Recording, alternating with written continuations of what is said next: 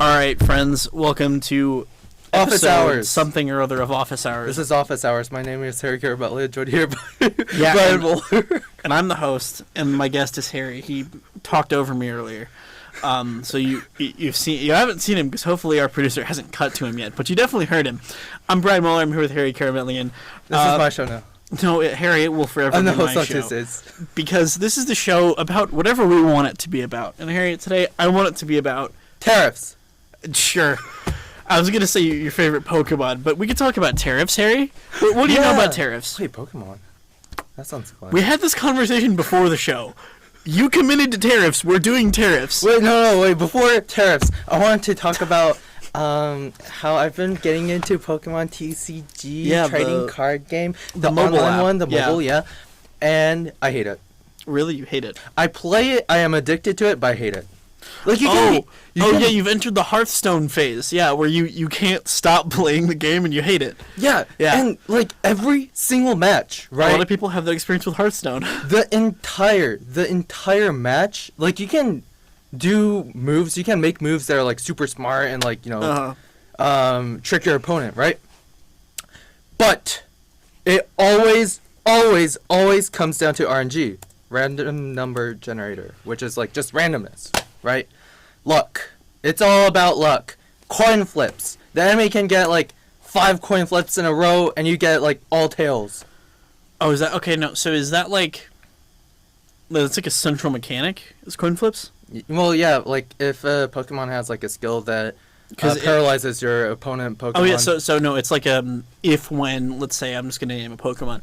Like when Ampharos uses electric attack, you flip a coin, and if it's heads, they get paralyzed or whatever. Yeah. And like sometimes you would just go into the match, right? Like a fresh new match, you're excited to play, right? You put down your basic Pokemon, which has 60 HP. The enemy has freaking Articuno EX right off the bat, still a basic Pokemon, so you can put it down, right? And then they use a support card first round, right? So enlighten me a little bit. For those of us who don't know, who have played Superior or other card games. Sure. Is it like Yu-Gi-Oh! Where you can just play Pokemon out of your hand? You don't have to, like, pay anything? Yeah, you can, as long as it's a basic type, so, like, know the first form of the Pokemon and not the evolution. Oh. Yeah, so if it's the first form... So that means you can just, like, spam out like Articunos and Zapdoses and like Giratina EX. Legendaries. Yeah, because they're technically the first form of their evolution line because they're fully evolved. Yep. And you can just slam them down. Then you have to evolve your Pokemon with the energies. Okay. Yeah. Well, not with the energies. The energies, you have to, like, pay them somehow? Yeah, the energies are what you get one energy per round. Yeah, it's like a land in Magic. Yeah, exactly. And how many energies determines if you can like do a certain move. Yeah, so right, that costs 3 energy, 1 energy. Oh, whatever. So you pay like pips to attack then. Yeah. But you don't discard them unless there's like a Pokemon that or the skill says discard energies. Yeah. To be fair, that's not Magic. Your lands stick around too. Yeah. So now that I explained that, right? Yes. Imagine a scenario. So there's so you don't have to pay any. Oh my gosh. Yeah. Just listen. Just listen. A fresh new match. I put a Bulbasaur down. I'm excited to get it evolved to Venusaur. My hand is perfect. It's beautiful. I can just place, the evolution card every other round. And the enemy places the Articuno EX first round, right? And they use a support card called Misty that says every time you get heads, place a water energy on your water Pokemon, right? Every time you flip heads, and then until you get tails. And then they have an ability that causes a bunch of coin flips in a turn, so they can theoretically flip like 35 coins or whatever in a turn and get a ton of energies and explode into a ton of game That's exactly what I'm saying. Just imagine a scenario where it's a 50-50 chance to get tails or heads, right? Yeah. It's like lots of these decks exist in certain Magic formats. Like you place it first round. You place it. They get 5 heads in a row. Boom! Your basic Pokemon's dead, and you just lost the match within 1 round. that makes no sense. Like, it's just so purely luck based. And then, like, if you have a multi-energy deck, like Dragonite uses water and electric energy types, right? You just have to wait until you get the other energy generated to be able to even do anything with that Pokemon. And, like, you can keep on getting waters every round, no electric, and you just don't do anything and it's over. I hate that game, but I can't stop playing it because it's new. So looking at I want to get achievements. Looking at some of like the things on Reddit, people are saying about this. Sure. This is apparently a streamlined version of the full fat TCG. Yeah. So it's 20 card deck, and Yeah. you have like 3 bands basically. Normal TCG Pokemon is a 60 card deck. Yeah. And you have to bring energies in that deck, and this one you don't. They're not cards. They're like Hearthstone mana crystals. Yep. Right, where they just tick up. Yep. I could see how that would be a challenge. And also, I don't know about the actual Pokemon TCG. I forgot if you can put more than 2 of the same Pokemon. I believe down. you can. I don't think it's a singleton. Yeah, exactly. So with Pokemon TCG Pocket, you can only put 2 of the same card in your deck. Yeah. And so you're limited to only 2. So there's pretty much like barely any strategy when it comes to like deck building. It's all about just the elemental type and what the main hitters in your deck need. Yeah. Well, because it's 20 cards. There's like barely any strategy involved. Yeah, basically the thing I read on Reddit was it's lots of monocolored decks that are just. Yep. It's basically, it's like a really awful form of mid-range. It's these monocolored decks that are stacking just really good cards. Mm-hmm. Right? So it's basically like, in Magic we would refer to that as a pile. It's just cards that don't really have much synergy but are just good on their own. Yeah. And that can be good. Right, lots of Magic formats, which is the card game I'm familiar with, so it's the card game I'm comparing this to. Which no one cares about Magic. Well, except there's millions of people who do care about Magic. But it's the card game I'm familiar with, and it's probably only second to Pokemon in terms of popularity right now. Yeah. Because Yu-Gi-Oh's in the trash fire zone right now. Yu-Gi-Oh! Everyone knows about Yu-Gi-Oh! No one plays Yu-Gi-Oh! Well, because, like, okay, like Yu-Gi-Oh! I heard a joke, and it was, Yu-Gi-Oh! We have 3 phases of the game. There's the pre-game phase where you see who goes first. No, wait, hold on. I messed up. There's the pre-game phase where you shuffle your deck, and then the main phase where you decide who goes first, and then the end game is turns 1 and 2. So most Yu-Gi-Oh! Games don't go 3 turns. Oh, that's what you mean by end game. Yeah, most Yu-Gi-Oh! Games don't go 3 turns. They want 2 turns is a lot for Yu-Gi-Oh! Sad. 2 turns means the guy who went first fizzled. That's not even a match anymore. It Yeah. won't even last like 1 minute, maybe. Well, no, because they have a lot of game actions. They have like 35 things to do in their turn. That's because Yu-Gi-Oh! Doesn't have like resources. They have like, basically you have the cards in your hand, the cards in your graveyard, and your deck are the only things you have to you have. So that kind of sounds like it's also like seriously luck based. Like, you can do some things to flatten out your luck curve. Like they have a bunch of like. In Magic, we call them tutors. I don't know what they call them in Yu-Gi-Oh, but they have a ton of cards that can go and get certain things out of your deck. So you play like Monster X, and when you play Monster X, you can go and get Monster Y from your deck. And then when you play Monster Y by sacking Monster X, you can go and get Monster Z. And then Monster Z has like your game-winning effect or whatever. So it's just a chain reaction. Yes, it's like my coverage of Yu-Gi-Oh is very limited, but it's lots of these like just if you draw it into your chain, you just win. How is that any fun? I don't know. Apparently, the people who play Yu-Gi-Oh agree with you because the things I'm hearing is the metagame sucks right now, and like Magic's metagame has some issues. Like Modern sucks right now in Magic, but like there are Magic formats that are good right now. Like Standard's pretty good, Pauper's always pretty good, and Pioneer's pretty good. I would still never play Magic. Why? I don't want to spend money, like so much money, just to get like a basic deck that has like a, I don't even know, 30% win rate. But the thing is, if you're playing Arena, that's true, which is Magic's online client. Yeah. If you're playing Arena, like, and you're playing on the ladder and you're playing a certain format, you're basically just playing a good deck that you have. Mm. And you can either put that together by opening packs and seeing the cards you have and putting together a thing, or you can buy them. In-person Magic has like a very weird gradient of deck strength. Like if you just go down to our local game store, which we have, I haven't been unfortunately, but if you just go down to our LGS, there are going to be people there who want to play with like the meta, basically. Who want to play with these very high-powered decks. They want to play like the modern metagame right now, which I forget exactly what it is, but it's probably some god-awful mid-range pile.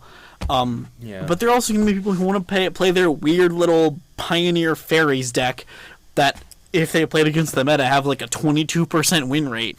Because they have like one nut draw they have to aggressively go get. You see, that is how I like playing Pokemon TCG Pocket right now. Because one, the win rate isn't recorded, right? That's like a bonus. And two, there's no fun in playing like meta decks, right? Well, and to a degree, to a degree with Magic, where you can have very slow games. Yeah. Like if you're playing a very control-y shell, like a very control-y deck, you can have games go like 30 turns, right? You can have a ton of turns. I had a game on Arena go 25 turns once, right? To be fair, that was because I drew really poorly, but and the other guy did too. But you could have games go really long, and you can also have very aggressive turn 3 kills. So it's just like a lot of Magic is deciding who you want to play against and deciding what decks you want to play against. And if you want to play competitively, you sometimes don't have a choice. Like if you want to be on the Pro Tour, you're going to have to play like red. You're going to have to play blue control decks. Yeah. But if you're at the LGS and you're like, I think green is stupid. I'm never going to play against a player with green in their deck. You just don't have to play them. And something I really love about Paper Magic, I think we're kind of losing. But back to Pokemon TCG Pocket. Sure. You hate this game, yes? I hate this game. And yet I can't stop playing it only because of... Well, actually, it's two reasons, right? One is because a lot of my friends, specifically my online friends, they play it. And they're cool people, and I want to, like, not necessarily compete with them, but, like, see whoever gets, like, better cards. You want to be around them. Like, rarer cards. So there's no, like, necessarily better cards, because everyone can get those cards. There's many versions of it, right? Yeah. Some are just rarer than others, and they're exactly the same. Like, well, Pokemon, the TCG has been doing this for a long time. They'll have like different forms of the same Pokemon. Yeah. So they'll have like Mewtwo EX, Mewtwo GX2, Mewtwo whatever, or Mega Mewtwo Y, and also GX like or whatever. Full Art and whatever else, right? And some are just like rarer than others. But like it has the same exact HP, same stat line. Yeah, exactly. Magic's been doing this, and I hate it. But Pokemon, that ship sailed with Pokemon 10 years ago. So. Yeah. Or 15 years ago now. So that's like one reason why I still play. And also two, it's because it's a new game, right? It's still a new game. It just came out like a week and a half ago, I think. Yeah, and they don't have like a ladder yet. Yeah. So you're, take that as you will. And so like these events that are getting released right now, they like release these, I think they're limited time things like card packs, limited time card packs, not pay to win. So how do you get cards? You only get them from opening packs? Yes. So there's no other way to like craft them? There's no way to craft them. There is actually a way to buy them. I know Arena, MTG Arena and Hearthstone, you can sort of like sack cards of close, not like the same color and the same rarity to get other ones. If you have if you have a bunch of duplicates of the same card, basically what you can do with that is redeem the extra cards for an effect on the card. Okay. So just like sparkles or whatever. Oh, so it's like not even Clash Royale. Oh my god. That's like the other thing I'm comparing this to is Clash Royale. Yeah. It's Clash Royale and MTG Arena. I mean, which are like the schizophrenic sides of the spectrum. Clash Royale is barely a card game. Yeah, I don't know if it could be considered as a card game. It's like kind of a card. It's like a little bit. You collect cards, it's more like but these cards aren't necessarily cards. It's more like a real-time tactics game. Yeah. Yeah. Exactly. Which arguably all these card games kind of are too, but they're on different sides of the genre, I would say. But with these limited time events, I just want to like collect the achievements and emblems and whatever, and like show it on my profile or something, right? And that pretty much being it. Now that I think about it, it's so dumb. My motive for this game. You're playing it like a lot of people play the actual card game. It's just I want to open my favorite Pokemon out of these fun little packs. That's how I play Magic. It's like, oh, I want to open this pack and I want to see what cool guys are in the pack. Like now that I think about it, it's such a dumb motive. Well, no, but like that's why a lot of people play card games. Yeah. Like I'm being so real.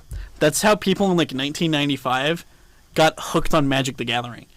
Just to be it's like, ooh, I like opening this and playing with my friends. I mean, it is fun to open. And then 30 years later, they've got a collection worth like $1 million or whatever. Because turns out if you open a bunch of packs for 30 years, your hit rate's, decent. Yeah. Don't open packs, though. Like physical packs? You can open new packs, like from the past 5 years. Oh, like old packs. But I mean, like, don't open old packs. Just go by the single. Yeah, I know that. Just go by the single. Like, there's a card you want, it's not in that pack. Just go by the single. Someone already opened it. I wish my dad used to collect a bunch of comic books and figurines from the 80s, more like the late 80s and 90s. Like American stuff? Or? Yeah, American stuff. Like Kiss figures and Joker, whatever. Like traditional American comics. Your Batman, your Supermans, your Iron Man. Yeah, and he also had like a bunch of Spider-Man comics. And like I have, in my room in Washington, I have like 3 big boxes just full, stacked with comics, right? I think it's all worth like $3,000 right now. Potentially. Yeah, potentially. It depends on the buyer, of course. But well, and also like go through your bulk.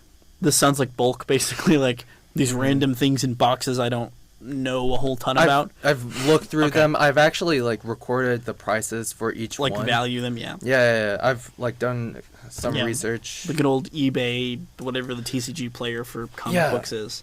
But if he collected Pokemon cards from back then, or Pokemon packs from back then, if you just buy packs, like that would be, dude, that's why way more worth. Like that's the thing with Magic. Like, buy a box, when you like, okay, if you're gonna go buy like a booster box, buy 2 and don't open one, and just wait 10 years and sell in 10 years because you'll triple your money. Like I guarantee you.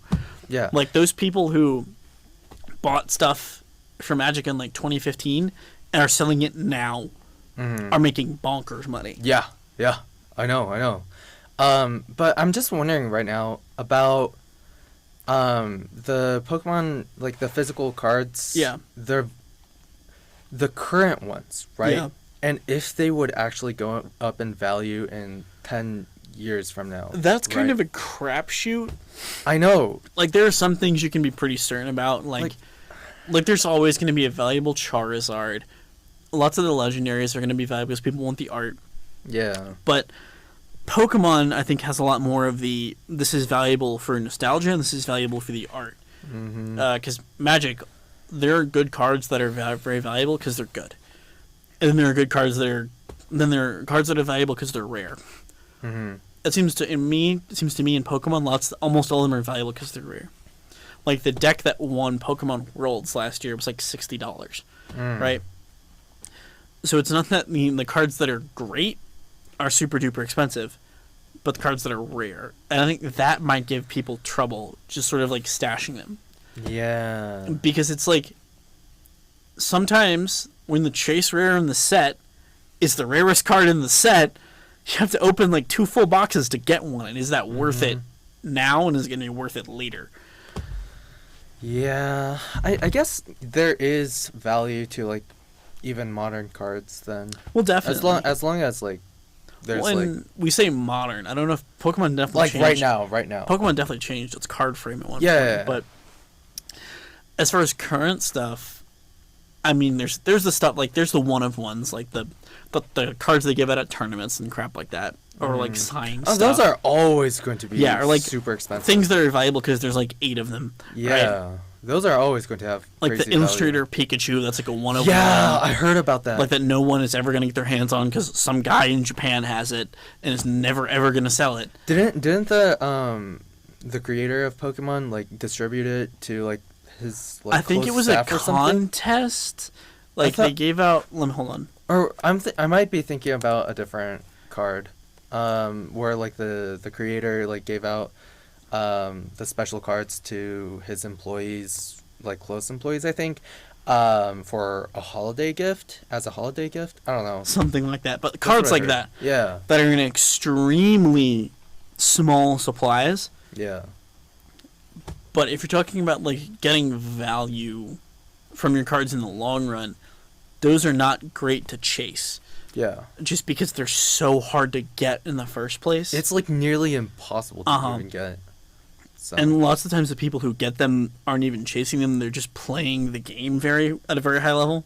Yeah. Like, Magic has this, where lots of cards are, like, judges bonuses or tournament winnings bonuses. And you had to, like, top 32 a Pro Tour in 2008 to get it. And so there's only, like, 60 of them in the world. But, like... Yeah, so they're... Okay. Rewinding to Pikachu Illustrator, there are 16 plus 23, so there's 29. There's, like, almost 60 of Pikachu. No, there's not almost 60. There's almost 40. I lied. There's, like, barely... There's not even 40 Illustrator Pikachus out in the world. That card's going to be rare forever. Yeah. Because some of those are probably destroyed now. In, like... house fires, floods, 100% rain. For sure. Like, some of those are just gone. Yeah, for sure. Right. And of the ones that still exist, some of them are damaged, and some of them are not in great condition. Some of them have probably been played with. Yeah, like, with these kinds of rare, fragile items, there's always going to be, like, even if they're, like, really limited in number, most of them are probably going to, like... Well, dude, that's the thing we run into with Black Lotuses in Magic, is... So many of them were, like, heavily played. Yeah. Because people in 1995 didn't know this is going to be worth, 20 grand in 30 years. So they're just out there playing with, like, raw, no sleeves. Just like, oh yeah, I'm playing on my sandpaper-esque kitchen table. Here's my Mox. Let me just slide it over to you. Yeah. With their greasy hands. Yep.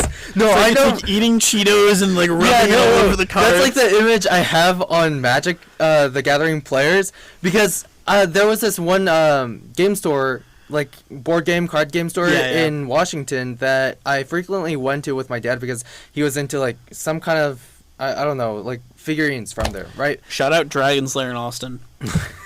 But I would always see people playing Magic the Gathering, and these guys were you knew they were unhygienic. Oh yeah, they stink. Yeah, they stink.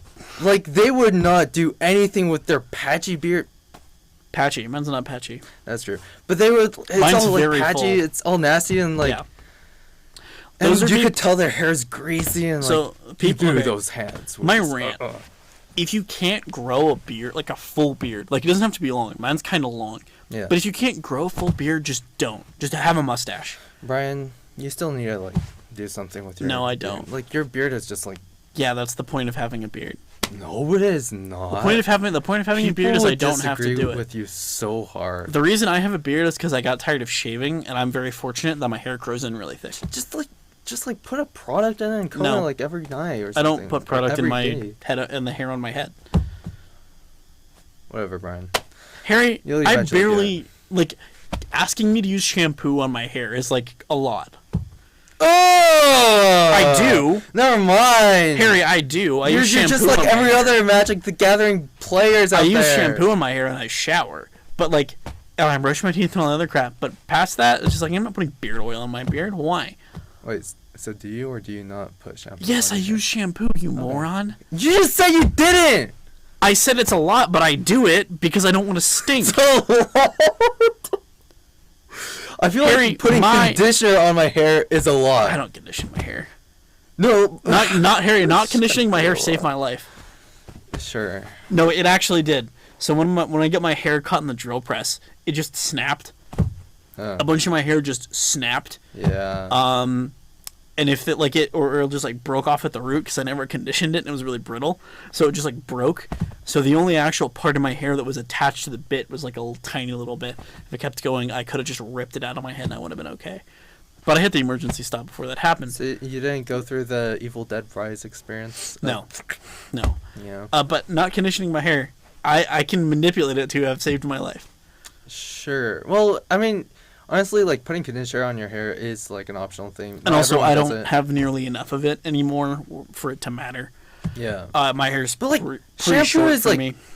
It's so easy. Yeah, it's you just rub it in your hair in the shower. Easy. And it foams up, too, so it's, like, super easy to do. But, like, anything... Why is that so hard for you? It's not, but anything beyond that is hard. Like, it's the bar for, like, things I'm willing to do. It's like that and brushing my teeth. Okay, wait. Is brushing your teeth higher or lower on that bar? They're, like, the same level. That is insanity. Because, like... It takes so much time to brush your teeth. Because I have to get in the shower... and then I have to put it in my hair, and I have to wash it out of my hair, and then sometimes I have to put it in a second time because my hair still feels greasy. Your body? Well, I do that too. Okay. We're talking about the shampoo here, yeah, Harry. Okay. No, I was just making sure. And then if we're talking about the whole shower, you have to, like, body wash, all that other crap, right? Anyway, like, because to me, shampooing my hair is taking a shower. Yeah. And so taking a shower... She's lying to me. So taking a shower and brushing my teeth are about the same level of complicated to me. And they take about the same amount of time because I take really quick showers. Dude, showers are so nice. Okay, but I take really quick showers. Because, like, the warm water just hitting your back, like, you just feel so relaxed. It's so refreshing. Counterpoint, the entire front half of my body is cold. But... Like, if you're standing with your back to the shower head, like, the other part of you is cold, and then you turn Steam around... exists! What? What kind of shower are you in? Okay. You remember the shower in my old house? I think I didn't enter. Okay, it was like a bathtub shower. Oh no, I remember. Yeah, it was like a bathtub shower. The one in my current house is just like a stand-up shower. Yeah, and it doesn't have like a normal head on it. It has like one of those like with a cord and the thing you hold in your hand.